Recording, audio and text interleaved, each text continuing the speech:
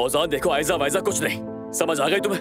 अब ये मौजू बंद करो और दोबारा उसका जिक्र कभी मत करना मेरे सामने। क्या हो गया? कुछ नहीं हुआ। मेहमद, ये क्या हरकत की है तुमने? अपनी मोहब्बत को चूम रहा हूँ। मैं जितना मना करती हूँ वो समझता ही नहीं मेरी बात को। दिमाग खराब हो रहा है मेरा। देखो उस लड़की ने तुम्हें किस हाल में पहुंचा दिया। अगर तुम्हारी उम्र में तुम्हारे बाबा के हाथ में ये ब्रेसलेट आता तो वो इससे एक पूरी सल्तनत खड़ी कर देते। देखो मैं अच्छी तरह से जानती हूँ कि तुम पूरी रात उसी आवारा लड़के के साथ ही जिसकी वजह से अपना रिश्ता खराब कर रही हो। मैं तुमसे अलहदगी चाहता हूँ, इसके अलावा और कोई चारा नहीं। लेकिन मैं तुमसे बहुत मोहब्बत करती हूँ अम्मी। अरे हमने तो शादी का वादा किया था। बोलो। माफ करना मुझे। अलविदा गुलशाह। अम्मी।